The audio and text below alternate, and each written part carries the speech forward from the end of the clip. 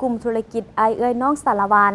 ได้มอบเงินและเครื่องดื่มรวมมูลค่า12 ล้านกว่ากีบให้กับพ่อแม่ประชาชนบ้านพ้นภัยเมืองสารวันเพื่อประกอบส่วนช่วยเหลือผู้ที่ได้รับผลกระทบจากลมพายุในวันที่22 เมษายน 2025 กลุ่มธุรกิจไอเอ้ยน้องสารวันต่างหน้ากลุ่มโดยทานพงษ์สวรรค์ดวงสวรรค์อำนวยการบริษัทโตเจริญการค้าขาออกขาเข้าจำกัดผู้เดียวพร้อมด้วยไอเอ้ยน้องกลุ่มธุรกิจได้มอบเงินสดและเครื่องดื่มมูลค่า12 ล้านกว่ากีบเพื่อประกอบส่วนช่วยเหลือผู้ที่ได้รับผลกระทบจากลมพายุพัดเข้าเขตบ้านพ้นภัยเมืองสารวันในค่ำวันที่18 เมษายนผ่านมาเวลาประมาณ 3-4 โมงแรงเหตุให้บ้านเฮือนของประชาชนเปเพเสียหายซึ่งตั้งหน้าองค์การปกครองเมืองสารวันหับโดย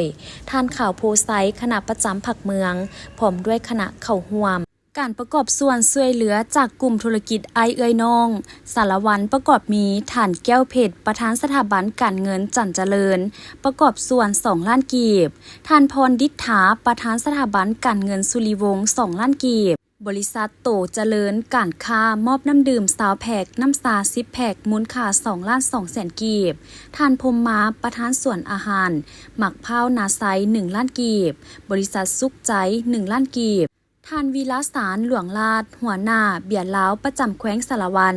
บริษัท AB ทวีศัพท์จัดหางานโรงแรมสัญโยโรงแรมและห้านอาหารประไก่เพชรประกอบส่วนละ5 แสนกีบนอกจากนี้มีห้านขายสินค้าลาวป้านวลใสห้านขนส่งอนุสิตสาขาหน้าสางคูสารวัน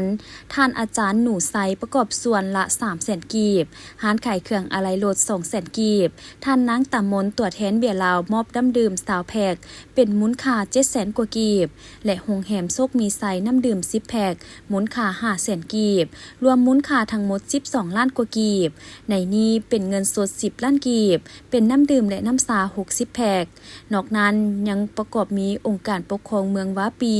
ประกอบส่วนมอบเงิน4 ล้านกีบแผนกพลังงานและบ่อแห่แขวงสารวันมอบเงินสด5 ล้านกีบทั้งนี้ก็เพื่อเป็นการประกอบส่วนช่วยเหลือบรรเทาทุกข์เบื้องต้นให้กับพ่อแม่ประชาชนที่ได้รับผลกระทบจากพายุครั้งนี้ทั้งเป็นการประกอบส่วนและให้กำลังใจต่อกับเจ้าหน้าที่ทุกๆหน่วยงานทุกแขนงการที่ได้ประกอบส่วนเหือแห้งเข้าในการเก็บเมียนซ่อมแปลงบ้านเรือนประชาชนอีกด้วย